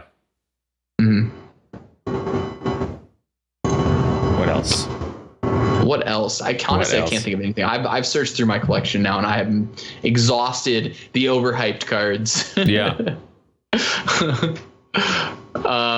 The other question of it would be the opposite, which is like any of them that outperformed your expectations. And I think for me, it was Inzoth. I think Inzoth ended up being a little more powerful than what I initially intended. I think it's because we were, at least I feel I was afraid because of Nax leaving that, Death Rattles, it's not gone, but it's not going to be as strong. We're losing a lot of strong cards. And that's just not the case. You're just kind of piecemealing in other cards instead of playing your Haunted Creepers and your Mad Scientists, on and on from there. Yeah. You're playing your Karen Bloodhoofs and your Sylvanas, and actually it makes more sense. I don't know if I'd want to resurrect a Haunted Creeper. Would I want to fill up that board spot with that card? I don't when it's turn 10. I don't think so. A Secret Keeper, maybe. Or not Secret Keeper, Mad Scientist, I'm sorry. Okay. I was like, what? Mad Scientist. That's the only other card, like Sledge Belcher. Oh, definitely. Yeah, bring back as many Sledge Belchers as you can. That would be a fantastic card. And I'm sure people in Wild, they have that. Certainly. Priest has been a deck that I've seen play Inzoth, and they play some lower cost cards, Loot Hoarder, cards like that, and it worked out nice. But all the other ones I'm seeing are playing big threats and then resurrecting them again, like the Paladin, for example. There's not. It feels so good to bring back a Chilmaw, Tyrion, Karen, and Sylvanas on turn 10. Feels great. Oh, it feels fantastic. Yeah. It is like whether you're going to win the game or not, it feels so good to be like, look at this board. Bring it. Yeah. I don't know. I guess I felt like being at 10 mana and you'd have to play all those other threats beforehand. I just didn't think it was going to pan out. And sometimes it doesn't. You may only get one or two of those Death Rattle minions off of it. But it's better than I thought it was going to be. Yeah. Yeah. Definitely. I think that's all the questions I got. You got anything else to talk about, Mike? That's when it comes to that. I think we ran it down, man. I think we live in the mature world of the old gods meta that we have now. Yeah. So looks like it's solidified, and it's time to start looking for that incremental edge that you can get as a competitive player, or any player really in general, to get any incremental edge nowadays, because the meta is now solved for the most part. Yeah. So, I hope we see some changes. I don't want to. I just don't want to get bored. That's what I'm afraid of. I understand totally. Yep. I have a feeling I will get there soon if there isn't some sort of other change up that happens in the meta. Right. But my honest opinion is I think it's solved at this point. So I'm the pessimist. You can be the optimist all you want there. All right. But I'm clearly the pessimist when it comes to this. I do not think that we're going to see any massive shifts or any shifts really at all at this point. That's fair. I'll take it. I'll take it. All right. All right. Anything else?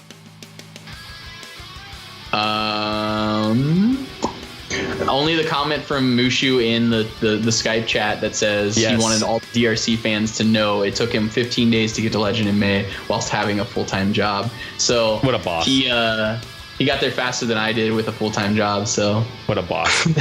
Shout out to Mushu. Yeah. Hopefully he'll be back soon. Yes. I would assume next week or so. Hope so. And I will be in a new place next week, actually, Mike. Nice. We move on Friday. And that means that I'm going to have better audio equipment soon. We're going to have a new place to live in. My God, I can't wait. Can't wait to not be living on like a couch, basically. It's been a very long month and a half trying to get all this situation solved. So Sweet. yeah. Okay. Mushu incoming soon. Yes. I'm excited to have him back. He's a Yeah, great me guy. too. Yeah. Great guy, that Mushu guy. He's not bad. Great job there, Hamstreet. All right. Well, that's going to be episode 69 of the Death Rattle Crew, a Hearthstone podcast. Don't forget, you can follow us at www.deathrattlecrew.com on YouTube, Twitter, you name it, we'll be there. Venio wanted to say Swaggerino is what we're going to start calling it. You can win Swaggerino if you follow us on Twitter or YouTube and or Twitch, or if you write into us at mail@deathrattlecrew.com, just like Echo Venom did. If you write into us, that is 5 entries for the month. If you just simply follow, you get 1 entry per follow, depending on what platform you're on, for giveaway stuff. I will be giving away last month's giveaway. Ooh, okay. I'm giving away last month's giveaway next week. There you go. I see. Got it. Done. Got it. Yes, because we just started the new Yes. month, so Yeah. So Yes. that's all you got to do. Brad, where can people find you? as always, we talked about earlier, twitch.tv/BradfordLee is my Twitch channel, and you can always find me on Twitter at BradfordLeeHS. Perfect. All right. So from the rest of the Death Rattle Crew, I'm Tac2. That's Bradford Lee, and we will see you next week. Yes, Australia. we did it. Australia's. We need to throw our obligatory Australias in there. Yes.